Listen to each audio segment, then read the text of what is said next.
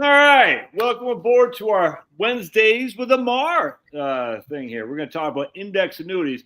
And the reason this is such a pertinent topic is I had one guy, Amar, one of my clients, he emailed me about going 70% of his portfolio in an index annuity. And he gave me all the sizzle, right? And I said, okay, let's talk about this a little bit. And I said, what's in terms of what the annuities can do. No, hold on a second. Pablo! And then I said, no, let's look at it a little bit deeper there. And he said he'll research a little bit more and get back to me. And I'm not against index annuities. I just want to be clear, but I think a lot of people don't know quite what they're getting. They hear the sizzle, but they don't know everything else. So, Amar, do your intro here so we can make sure we're being fully disclosed. Yeah, so if you could share the slides, and then we can go through those. Sharing this. Hold on a second. I got to add this. How come I can't add it all of a sudden? There you go. Yeah, but I want to get where we're both. There we go. There we go. Yeah, I know. All right. So here's our disclosures. Whenever we talk about annuities, I think like the first thing comes, oh, that's a commission product and it only helps the advisor, blah, blah, blah, blah, blah.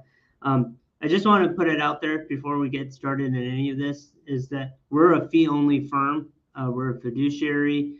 I have nothing against people that sell annuities that make a commission, right? But for those that are extra sensitive to that, we don't make a commission.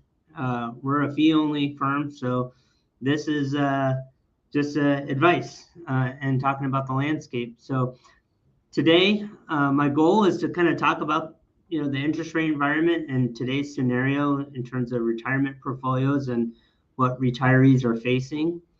Want to talk a little bit about, there are a lot of new tools to compare annuities. I think when we get to that part, we can talk a little bit better about how transparency has increased in the industry over the years, right? And then I want to give an example of a fixed index annuity. Good. And that's just one type of an annuity. Right. There are many different types of annuities, and this is just one slice of the pie, if you will. And then maybe some key takeaways and things that you can ponder and how this may apply to you, right? So let's go from here to kind of where the interest rate environment is. I think if you look at the slide, I think there should be two key takeaways. The first key takeaway is that yields have traditionally been between 3 to 6% over half the time throughout history, right? So this is interest rate yields from 1870 to up until last year. And you can see for the most part, interest rates have stayed between 3 to 6%. The second thing is that if we look at the last decade or a little bit more, we've had all-time low interest rates, right? And low interest rates have fueled this 13 years of a bull market in the economy, partially fueled the bull market in the markets. But if we step back a little bit more, since 1980s, rates have been coming down. Some have said we've hit a bottom point, and now we're moving up. The key here is nobody knows where interest rates are going. Nobody has a crystal ball. I have this really cool magic 8-ball. Shake it to tell me what it says, and it says it's definitely not certain. And I didn't rig that to say that, but the idea here is there is interest rate risk, there is market risk, and for individuals in retirement trying to reduce risk, one of the things that they look at is spreading that risk and transferring that risk to an insurance company, right? Exactly. And that's exactly what annuities do. So they provide protection and income-focused solutions that are appeal to retirees in this type of environment where they want to transfer the risk to another company. And how insurance companies work is they pool the risk amongst thousands of people, and they're betting to 50% break even, and then they try to get the odds to be slightly north of that. Just want to take a moment before we go to the next slide and just say that, pension plans are large pension plans are exactly what traditional annuities do in terms of they're pulling the risk of hundreds of employees, and they're looking at longevity and different factors to see what they can, how can they get a blended higher payout for an individual with all the associated risk. That's always made me laugh, Amar, like Ken Fish and these guys. Annuities are bad. And you're like, well, what is it, a pension? I mean, literally the same people saying, I love my pension, but I hate annuities. I'm like, man, it's just, okay. It's not logical speaking there. Yeah, and from a planning perspective, I think it's really important to know that some of your expenses in retirement should be covered by a guaranteed source. They don't have to be, but they should be. And how much should they be covered is how much risk you want to take on. So it could be as low as 20 to 30%, 40 to 50%, but some range that you feel comfortable with should be covered. It helps you sleep at night. I mean, I think that's a big part of maximizing your ability to enjoy retirement is not to stress about money all the time, right? Couldn't agree more. Absolutely. So what are annuities? So annuities basically it's a package product that has two phases. One is considered an accumulation phase, and the other phase is considered a distribution phase. And really what the distribution phase does is that it pools a risk amongst thousands of people to address longevity risk, right? And so the insurance company can guarantee a certain amount of payout when it pools that risk amongst thousands of people, right? Annuities have had this bad rep of being complex and very expensive, but in the last decade, I would say they've created new products that are simpler to understand, and they have value in terms of the benefits and riders that they provide.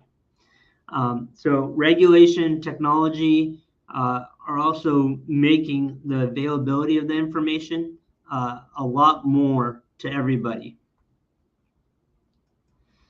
So one of the things that annuities were created for was to help manage the impact of sequence risk. Exactly. Right. Exactly. So anyway, you can make that bigger. Can I make it bigger? No, I tried, but there's no way to make it bigger. The key point here is that you could take two people with the same portfolio and retire them at two different periods of time, and their outcomes can be totally different, right? I mean, and that's because of sequence risk, because if the markets are going down and you're withdrawing at the same time, that has a lot larger impact on your portfolio.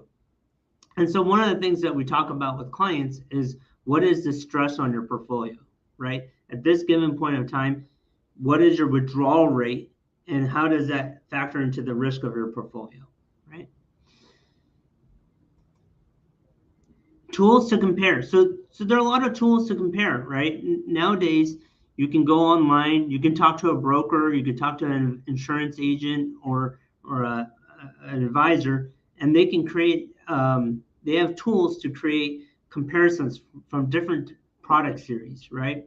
And so the thing to keep front of mind here is that annuities have been evolving. There are now ways to compare annuities between each other. And I think there are several factors that you want to compare. One is how long of a hold period you have, the duration that you have to hold that annuity. There are now annuities that have zero duration risk, meaning that you can buy an annuity today and you can sell 100% of it tomorrow, and there's no surrender fee. There are annuities that could go up to 10 years, up to 15 years, right? So like there's all these different variables that you can compare. The other thing that you can compare is liquidity, meaning if you do have to take a withdrawal, are there surrender fees associated with that? Are there penalties that you may face by taking more than 10%? And what are those penalties? And what does that schedule look like? Some companies, Josh, I don't know if you remember when we were at USAA, but it was like 777. Yeah.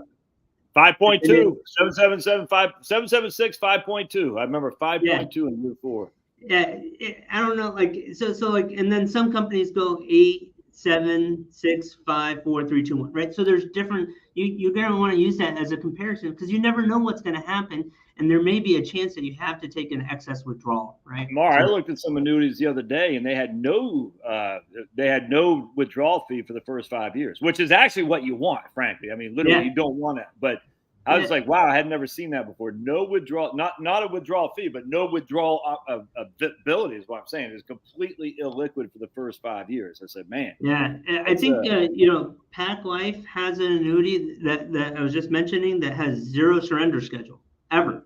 So it's just like pay as you go. It's like the old C share, if you remember. Yeah, but you don't want that. You'd rather have, if you have other source of liquidity, you actually want your money tied up so that way people can have access to it. But anyway, it's interesting how much a lot of, like Penelope says, a lot of people seem to be stuck in an old way of thinking about annuities. Annuities have changed, man. It's crazy. It's great. Even USA is offering fixed index annuities now. It's crazy. Investment options. There are a lot of different investment options that you'll find in annuities, right? One of the annuities that have been popular in the last decade is called investment-only annuities, IOLAs.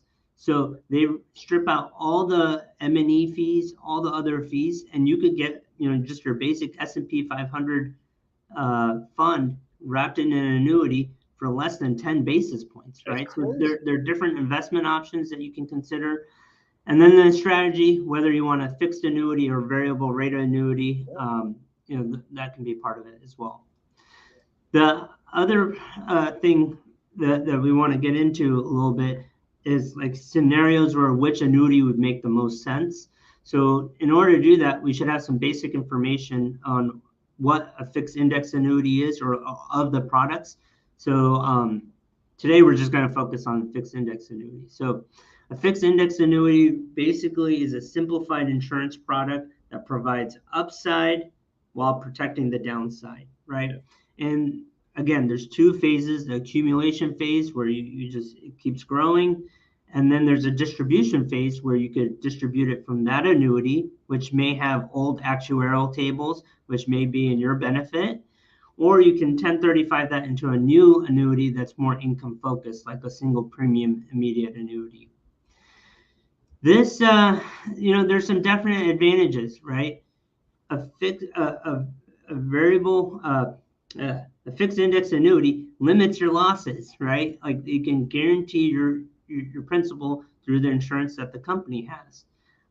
There's possibilities for some basic interest, right? So I've seen some of these index annuities at a bare minimum will pay you the risk-free rate, of 3 or 4%. And then you may have an ability to lock in earnings as it surpasses that over a period of time. So, index annuities will provide you better inflation protection than a CD. And then, like all annuities, these are tax-deferred growth. If you own it in the IRA or 401k, which the Secure Act is definitely adding more protection for annuity owners. So I don't know if you saw in the Secure Act that now annuities are one of the main options, right? So you have your variable piece, and then you have a quasi-pension piece, which is an annuity, right?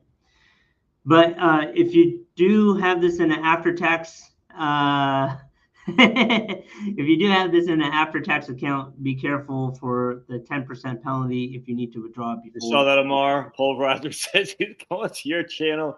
It's way better over here. I appreciate that. But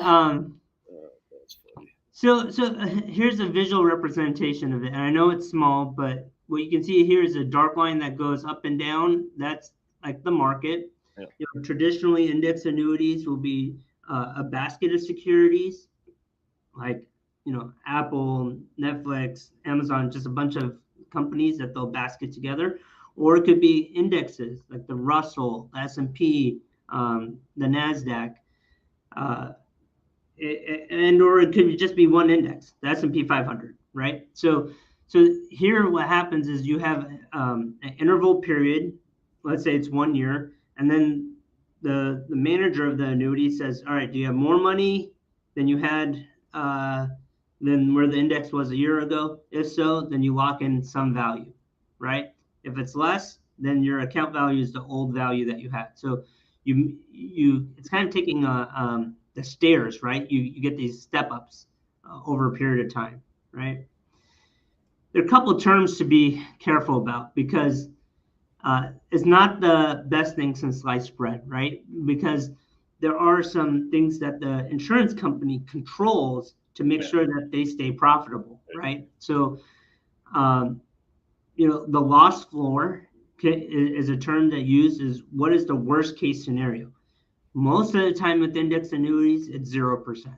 But sometimes it could be -5, -10 to potentially give you more upside capture, right? And so we'll talk about that in a moment.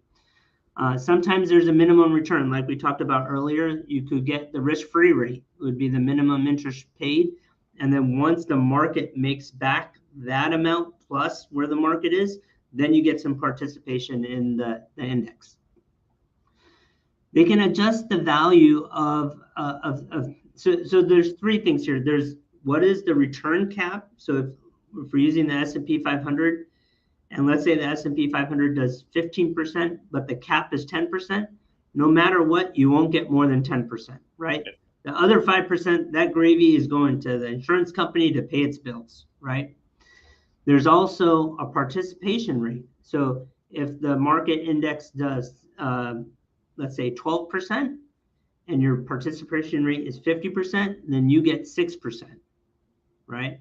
With a cap too, sometimes though, there could be a cap on that too at 5%. You know what I'm saying? So there's all and that's really important. So there's three variables, right? They control, right? This is they control the return cap. So let's say that let's use an example. The cap is 10%. S&P does 30%. And let's say your participation rate is 50%. So you take 50% of that would be 15, but if your cap is 10, the max you're going to get is 10, right? And then there could also be what the insurance company calls as a spread or margin or an asset-based fee that you have to pay each year. It's kind of like a percent of your overall assets to protect their ability to write those derivatives to create this product, right? So the underlying investment under these insurance contracts are derivatives, right? So they take roughly 80 to 90%, put it in short-term treasuries, and then the 20% they're buying derivatives to give you that exposure to the market or the index. So there are some downsides too, right? So there's a limit of potential gains, right? This is a conservative approach, right? There's if you want the full risk or full gains, you have to take the full risk, right? There's just no other ways around that. There could be potential of high fees. Well, hold on a second. Let me just repeat that.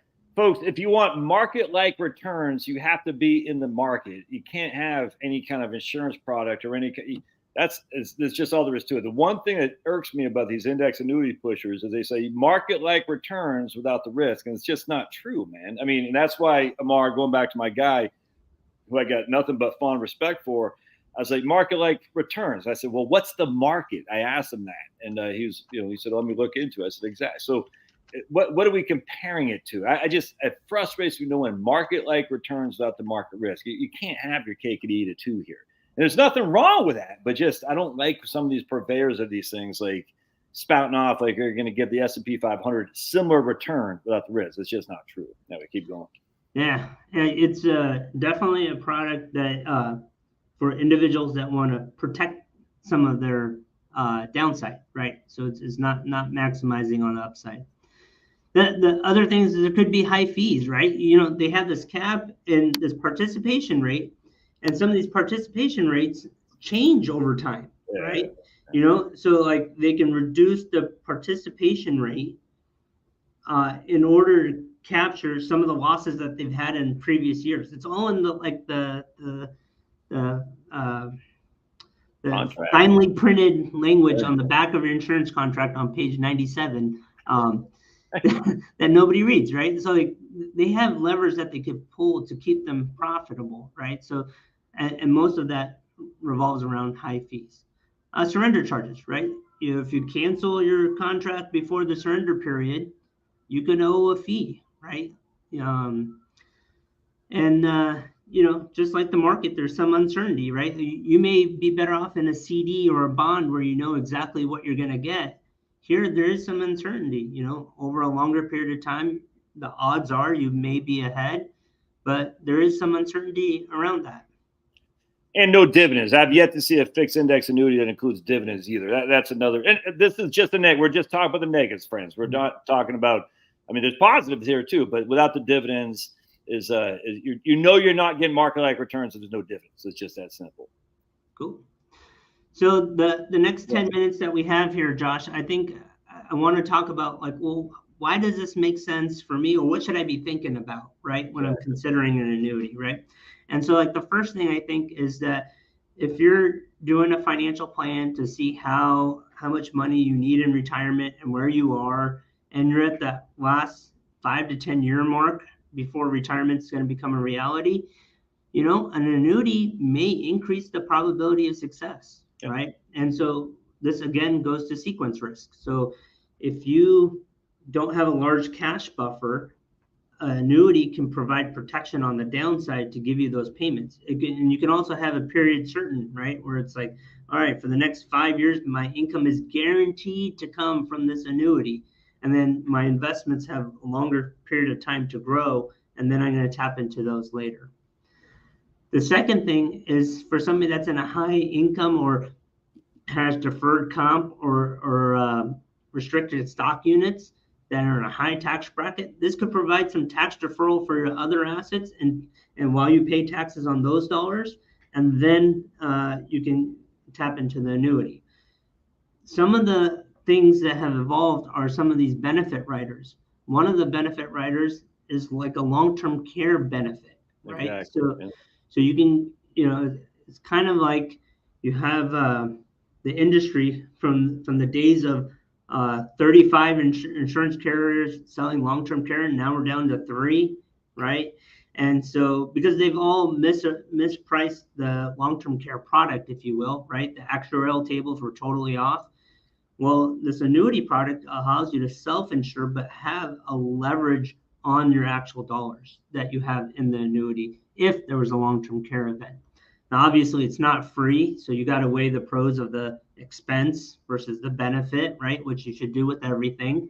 I think the other scenario where an index annuity or an annuity in general could make sense is it's a great compromise for some people, a compromise of long-term investment growth with the benefit of guaranteeing against steep losses, and oftentimes as an advisor, we come across clients or potential clients or what have you that have the ability to be swayed by what's going on in the current markets, the current environment, the current news channel, cycle, presidential election, etc., and they'll go all or nothing. Well, this is a great compromise because it keeps you invested and it gives you the peace of mind that your money is protected against steep losses. And then lastly, for those that are retiring and trying to live the best life possible, but also want to protect against longevity risk. I mean, the second part of an annuity in the distribution phase, you can get guaranteed payments for a period of time or a lifetime, or you and your spouse's lifetime, right? Just like a pension. So if you're trying to maximize every dollar spent through a period of time, this could be a good way to say, from an actuarial basis, this is how we can do it, and to maximize that. And so there are many things in an annuity product that have changed over the years, and it may be worth revisiting. Again, myself, I'm an advisor. Are you done with the slides? Yes. Okay, yeah. As an advisor, I mean, again, we're not a commission-based firm. We're a fee-only firm, which, I don't have anything against people that sell annuities for commissions, but I think there's a segment of population that's very conscious about the commission piece. And so we're not that, and we can help you explore options. So, Josh, do you mind if I take 30 seconds to just do a little commercial, and then we can answer Yeah. questions? Oh, means. Absolutely. So I saw in the chat that Marie was asking about what my YouTube channel is. We have a Client First Capital Learning channel. It's a YouTube channel. We try to put a video a week up there. It's very Yeah, you just did informative. an interview with some guy about the 5 risks of retirement planning or something like that, didn't you? Yeah, our old, I don't know if he was your boss, but Kerry Smith works with us as well. Kerry Smith was based out of the USA office in Phoenix, and I think he worked at USA for 30 years. But anyways, he used to be my boss, and somehow I convinced him to after he retired to help me out and grow our presence. And you do some estate planning interviews too. So, well, here, you tell them again your YouTube channel. Yeah. So I mean, we work with industry professionals. We try to create some content, not long form. It's usually 10 to 15 minutes or less, and we cover income taxes, estate planning, investments, and charitable giving. So if any of those are important to you, please visit our channel, subscribe. We also have a newsletter that comes out once a month. It's only 11 issues. So if you'd like to read content, then that's a good way to get that content. And then lastly, you can visit our website, which is clientfirstcapital.com, clientfirstcap.com, and you could reach out to us directly. It has our phone number right on there, and happy to help. Yeah, right. And just, I got to be careful what I say, but Amar is a CFA and a CFP. And so it's not, I know he looks like he's 10 years old, but that's some pretty good chops there. I'm not recommending, can't do anything like that, but I'm just saying there's not too many people that got that skill set for a guy who has done both the CFP and the CFA. And Amar, I get a lot of people say, should I do the CFA or CFP? I said, if you want to kill yourself, do the CFA. If you don't want to kill yourself, do the CFP. It's just that simple. Is there a simple explanation of annuity options on your website, Amar, says Dwayne. Now, Dwayne's a Georgia Tech grad, Amar, so you got to be sucked very slowly to him. Very slowly. So we don't have a section that's dedicated to annuities. I'm an investment manager. I mean, part of my role is actively managing funds. So, annuities is a thing that we do for the clients that want that type of protection, right? We're not looking for clients that want annuities directly, but if you want that type of protection, we can help. The other part that we come across a lot is people have old annuities and they don't know what to do with them, and they don't know what fees they're paying on them. And so, we can kind of do some analysis and say, wow, you have this large gain. It would not make sense to sell it and get that cash in a taxable account for us to manage, right? That'd be the worst thing you should do. Well, what are some solutions that you can do with the options that are out there? So really, we're just it's part of the financial planning puzzle, and we're here to help. And I think the old mortality tables too, I think that's something that's hugely overlooked. If you have an older annuity that you sign up when mortality tables are different, when people were like, I guess it's changed now because people are dying earlier. But anyway, the older ones, like in the 90s, the mortality table had you basically living until you're 74 or something like that, whatever it is. And I tell you, Amar, that gets so overlooked. And a lot of people exchange out their annuities for a better product, not realizing what they had was, you can't shake us. And I don't want to get too deep in that. But man, I tell you guys, if you have older annuities, don't just cash them in willy-nilly, because I used to do this when I was at USA. We'd run an annuity income stream based on the mortality tables from the annuity they took out in 1980 or 1990, whatever, and we compare it to the current mortality tables. And we're talking 30 to 40% more income on those older annuity contracts that they had, because they had it based on their life expectancy was much, much shorter. And you're not going to find that anywhere else. That's the nice thing about Amar, and I got to be careful what I say. Having come from USA, we were paid to know stuff, not paid to sell stuff necessarily. And we still had goals that mean all that. But generally speaking, we were the best financial planners out there because we were paid to know stuff that other people did not know. And I tell you, man, you could really dive deep in various products and strategies that you can't do if you're like a producer where you're out there trying to beat the bushes. And it was just great. So. Hey, Josh, Bruce has a good question here. Bruce 67. Hey, Bruce. Yeah. I call him Beardsley Bruce. Yeah. So, I mean, the way that we look at it, everybody has Well, their own. let's ask a question. So wife will get half of a decent pension. We both have Ross, 401ks, and Social Security. Is annuity something to look at if you have a pension? All right, there you go. That's a question. Right. So, and then I think maybe we can end on this question, because I think this is a good way to kind of summarize why an annuity may make sense. If you have the first step I would do is detail your essential expenses. If you look at your essential expenses, how much of that will be covered from pensions, Social Security, or anything that's guaranteed in nature?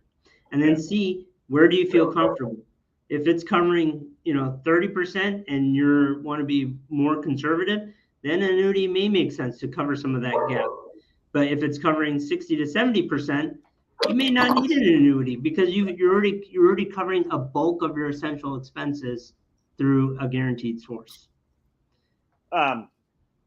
Real quick, Amar, if you got to jump off, that's fine. But my man Michael Lewis, who wrote the book Moneyball, he says, I've been researching fixed index annuities, and the part I have difficulty with is their ability to change, is what Amar was talking about earlier, the cap, participation rate, and spread. I 100%, Michael, that's a big concern I have, because frankly, I don't trust any of these guys. That doesn't mean they're bad. I just I see that ability to change it after the contract's been signed. I'm like, that creeps me out a little bit. Anything to add to that, Amar, by chance? Yeah, I mean, they have to stay profitable. So I would just bet that they are going to change it, not in your favor, right? And so, so the question becomes, would you be willing to take on the risk yourself? Because you can do the same thing, right? You could build on. That's a great point. You can buy S&P 500 options or leaps for 20% of your money and keep 80% of it in a treasury yielding 5%. Over X amount of time, you'll have either your principal back, or you'll have your principal plus a lot of money through those leaps or options, right? So the annuity, the benefit is that it pools that risk with many other people, right? Yes. So it's spreading that cost, right? Whereas if you do it yourself, you're taking on all that cost and risk. And Pulverize says, Dad's got 9 years old, still getting a little bit of money from an annuity. That's what I'm pro annuities. I like them, and I'm actually even pro fixed index annuities. I just I don't like the way the sales part presentation is a lot. Anyway, Amar, you got to jump off. I'm going to hang out and just see if anyone else has any questions. If you need to jump off, Amar, I enjoy doing the live streams. Actually, fun. But yeah. I mean, I got 5 minutes. That we can chat here. If anybody has any questions that we could. Let me just add to, I think, real quick, the guy from Roger Ibbotson, the guy who does the SBBI, the stocks, bonds, bills, and inflation, Ibbotson. He said index annuities are a replacement for bonds. All right. And that's Ibbotson. That's like that he's University of Chicago. He's been around for a long, long time. So when I hear people talking about the market-like returns, I think to myself, well, Ibbotson is saying bonds as a replacement or a complement, not stocks. And that's the issue that just is I actually think annuities and these fixed index annuities have a place for the income stream that you can't outlive, for the no losses on the downside, but they're a bond replacement, not a stock replacement. And that's I just wish more people would understand that. So if you had a 50-50 portfolio and 50% were in stocks and then 50% was in bonds, maybe you carve out half of those bonds, right? And you have 25% in bonds, and then you have 25% in a fixed index annuity to get you that, or a fixed annuity where you get a guaranteed interest rate.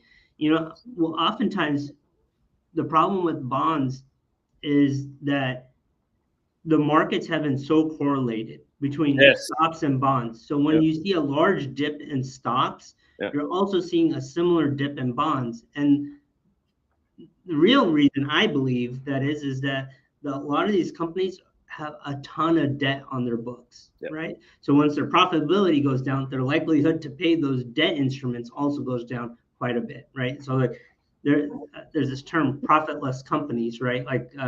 Something like 30% of small cap companies are profitless, meaning that they're just making enough income to pay their debt holders, right? Now, over time, they can get more market share, and then that market share can add value to the company. But if you have that much debt on your books, I mean, that is concerning, right? From a investment standpoint. And so the ability to carve out some of the downside risks that are in bonds, right? Like if you Google like the 30-year Treasury, which is TLT, right? There is variability in that. 2022, the worst bond market ever. I mean, no one walking the face of the earth have ever in the United States seen a bond market like we saw in 2022. Yeah. Annuities didn't have that downside risk, Amar. You know what I'm saying? All these annuities, they suck. I'm like, what did your bonds do? Oh, yeah, they got crushed. Yeah. And what have they done since? I have some long-term government bonds. I think that market will change. I absolutely could be wrong. In the interim, annuities just go flat or up. That's it. Flat or up. Yeah. And if that helps you sleep at night and it allows you to focus on having the best time in retirement, then it's I think the trade-off is good for that type of individual. Yeah, right on. All right, well, good stuff, Amar, and we'll be back. So every 2 weeks, Amar and I jump on board. If you guys got suggestions, it's probably easy to put them on Amar's YouTube channel just because he has less. I know I don't like to sound like this, but he just has less comments. It'll be easier to see if that makes sense. But yeah, if you got suggestions, and Amar's the guy who's doing the grunt work, but he's the one coming up the slides, and we both have ideas, but Amar's the guy doing the grunt work. I just take care of these freaking knucklehead dogs here who can't sit and got ants in their pants. But thanks, Mar. Your channel's way nicer than the Scanlons. Yeah. And what do you call it? The next one we're going to talk about is benchmarks. I think I saw one comment in here around benchmarks. Yep. We're going to do a little bit of a deep dive into benchmarks. Like, what is an appropriate benchmark? What should you be benchmarking against? Why even have a benchmark? Because you don't have a benchmark, you have nothing to compare. That's the thing. Like the market for you is different than me from the market than what I think is not you, Mar, but you know what I'm saying? The benchmark. And then are people changing their benchmarks midstream? That's another thing that ticks me off. So a lot of things tick me off, actually. It's weird. I get ticked off a lot. I'm not sure why. But all right, Mar, we'll get you out of here. I'm going to get these knuckleheads outside. God bless. Thanks for being here, y'all. Stop. Thank you. Bye. Thanks, Mar. We'll see you, man. Stop.